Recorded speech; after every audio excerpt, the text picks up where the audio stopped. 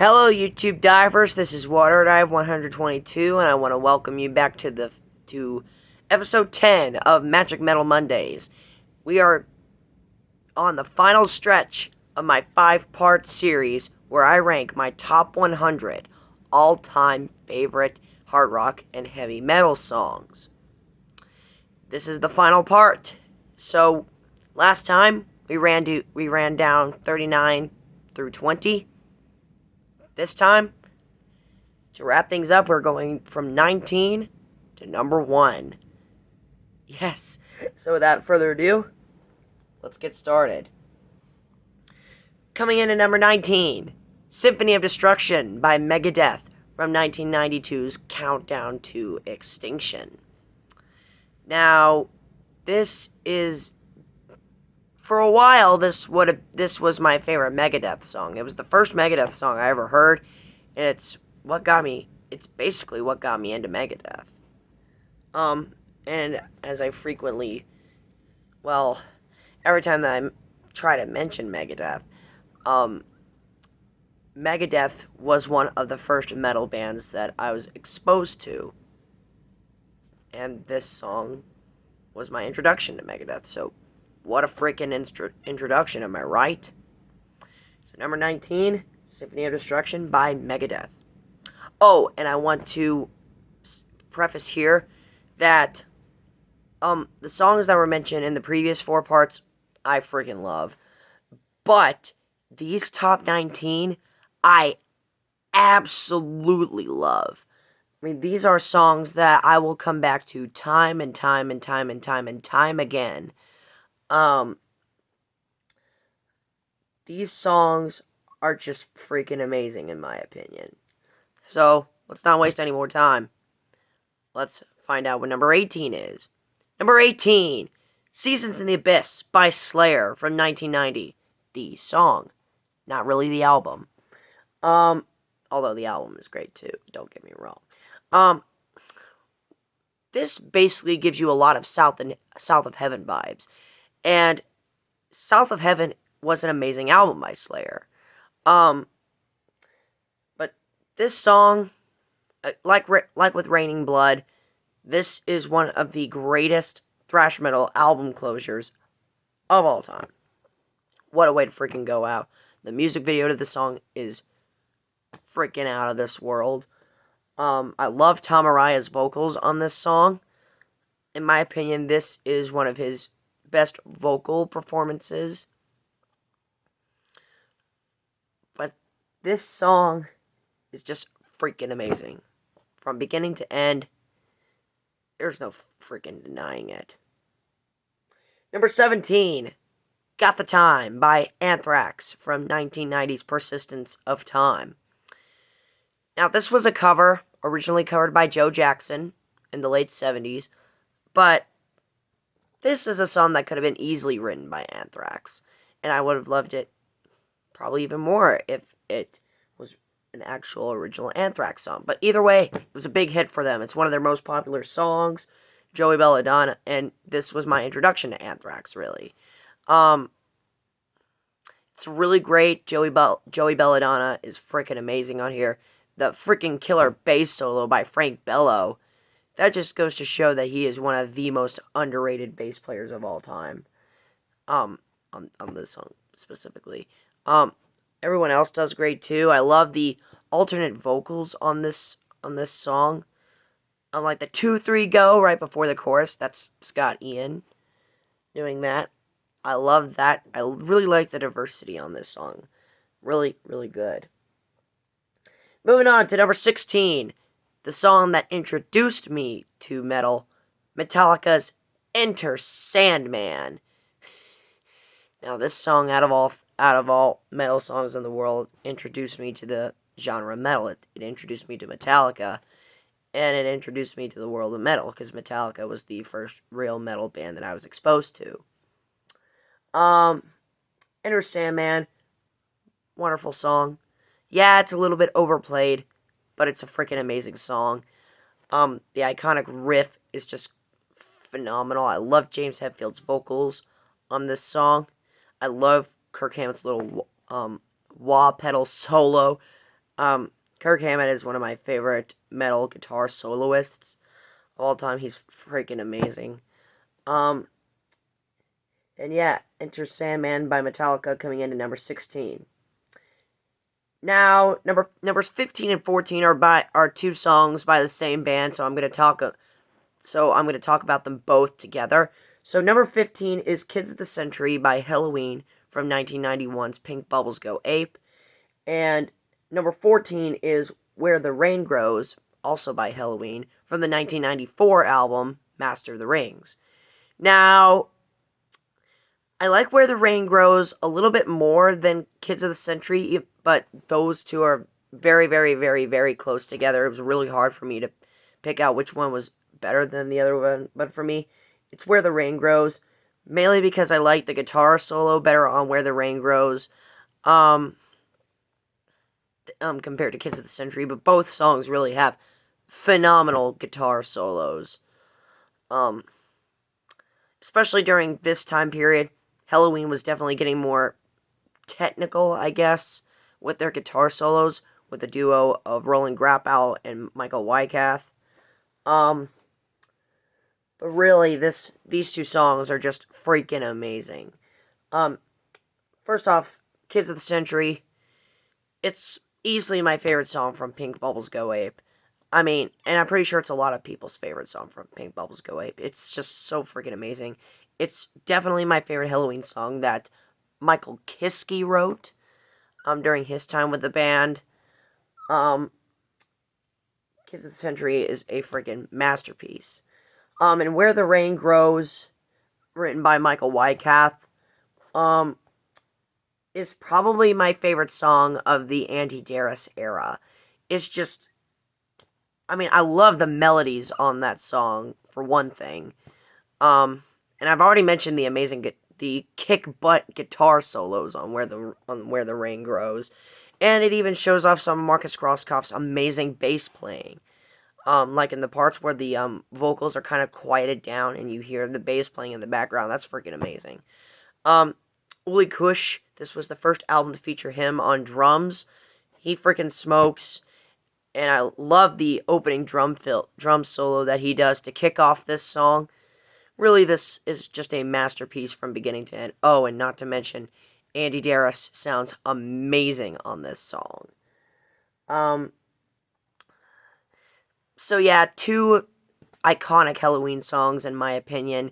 Very, very close together. But in the end, I gotta pick Where the Rain Grows over Kids of the Century, but any given day, those two could be switched up, but they're pretty much locked in, either 15 or 14. Number 13, Holy Wars, The Punishment Due by Megadeth from the 1990 album Rust in Peace.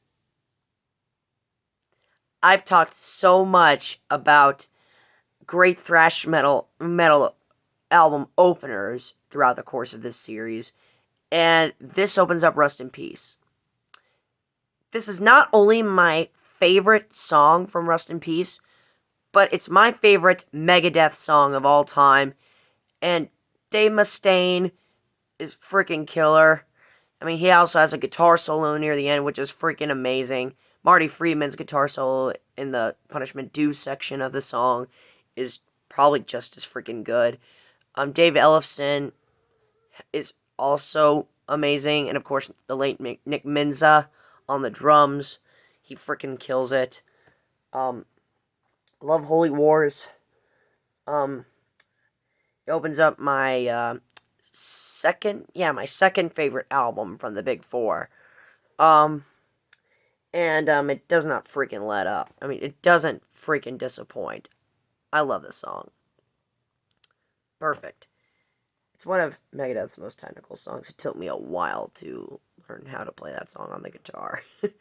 Okay, moving on. Number 12, Dead Skin Mask by Slayer from the 1990 album Seasons in the Abyss. Yes, we got another Seasons in the Abyss song on here, folks. Dead Skin Mask, freaking amazing. I mean, I love the guitar solo duel between Jeff Hanneman and Kerry King. They both sound amazing. in my opinion, this is not really one of the strongest drum performances by Dave Lombardo, considering all the much more faster and technical stuff he's done on his godlike double bass pedals. Um, but this is still a freaking amazing song for the drums. And of course, Tom Araya sounds amazing on this song. But this song is just freaking amazing. I love this song. It's my favorite song off of Seasons in the Abyss. But yeah, Dead Skin Mask by Slayer coming in at number 12. Number 11, Battery by Metallica. Yeah, yet another phenomenal album opener in metal.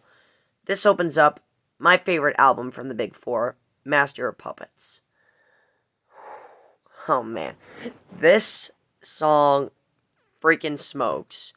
From everything from the acoustic guitar intro to the very fast iconic riff to the freaking amazing solo by Kirk Hammett to the amazing bass playing by the late Cliff Burton to the amazing kick butt drumming by Lars Ulrich and the freaking fast-paced amazing vocals by James Hetfield. Is there really much more I can say about Battery? It's a freaking amazing song, and as Metallica would once say, Battery is here to stay. Alright, and now we get to my top 10. These might be some controversial picks, so just try to bear with me. Number 10, I Don't Want to Cry No More by Helloween, again, from the 1993 album Chameleon. Now, I think I might have mentioned this when I ranked this album on my Helloween album rankings. I'm not quite sure. But I think I said something on the lines that this is one of my favorite ballads of all time.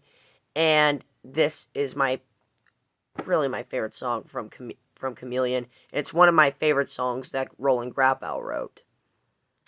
And I also remember when I ranked this album, when I ranked the Chameleon album, and I was talking about this song. If you ever go to a funeral, make sure the person that you're celebrating their life for or whatever has this song on their itinerary list.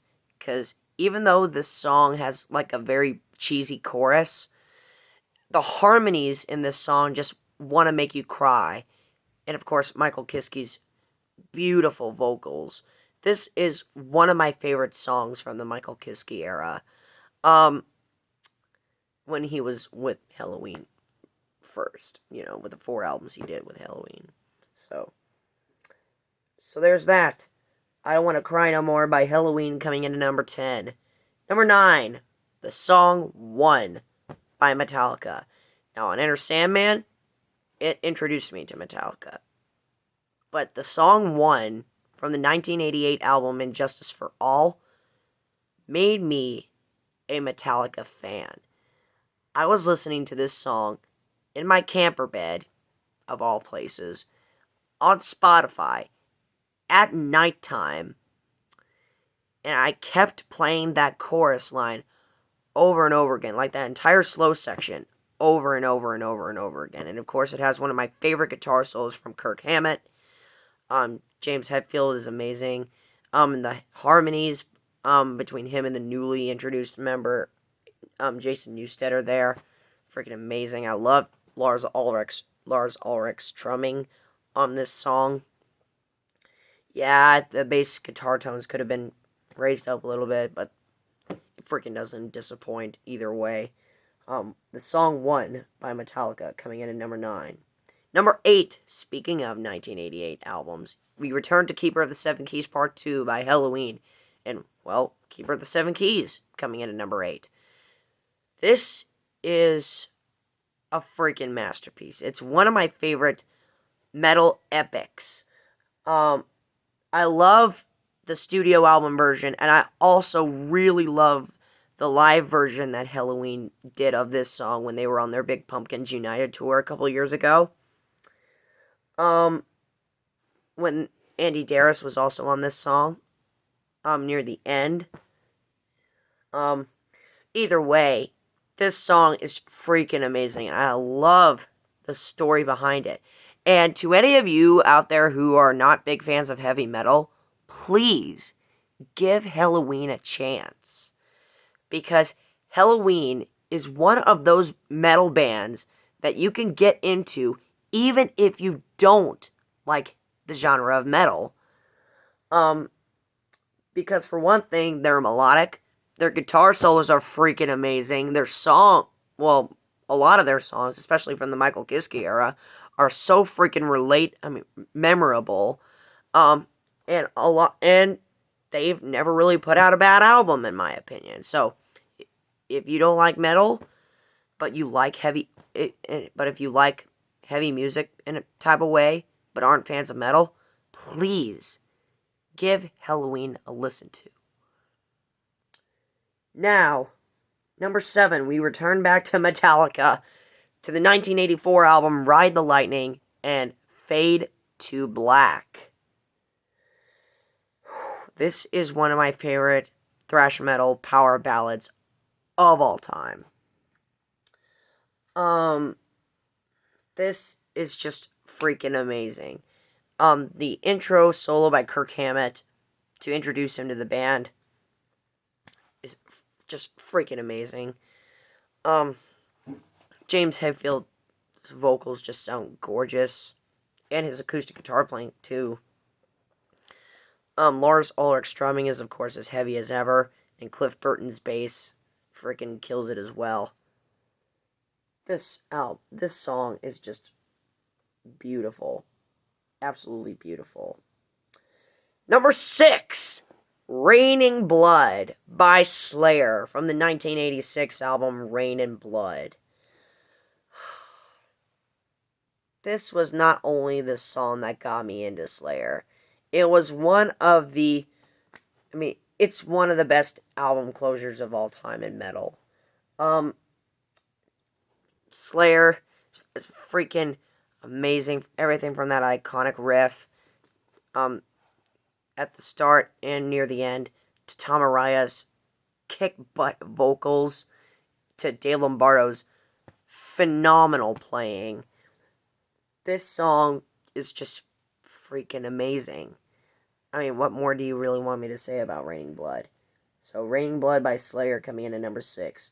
We've reached the top 5, ladies and gentlemen. Number 5, Down in a Hole by Alice in Chains from the 1992 album Dirt. Holy jeez. This song will tug on the old heartstrings, whether it's the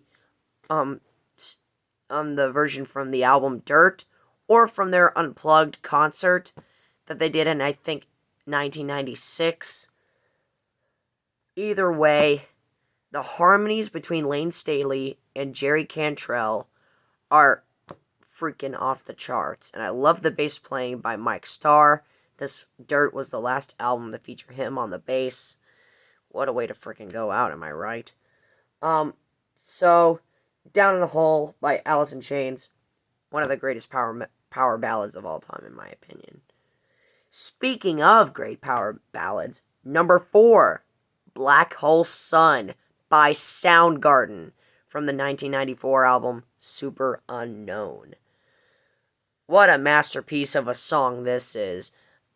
This was not only the song that got me into Soundgarden, this was also the song that made me fall in love with Chris Cornell's vocals. He sounds absolutely amazing on Black Hole Sun. And I remember the music video, one of my top 5 all-time favorite music videos of all time. It's just freaking amazing. And it kind of reminds you of the music video to Nirvana's Heart-Shaped Box. It's freaking wicked. So yeah, Black Hole Sun by Soundgarden from Super Unknown comes at number 4.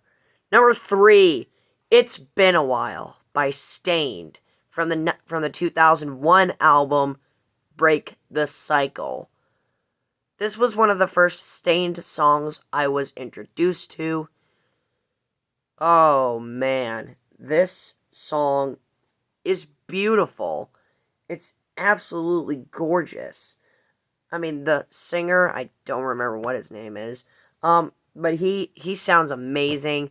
I love the lyrics to this song. I really love the concept of this song. Um, Especially near the end where he's like, I cannot blame this on my father. He did the best he could for me. I mean, what a powerful line that was, in my opinion. But it's been a while by Stained.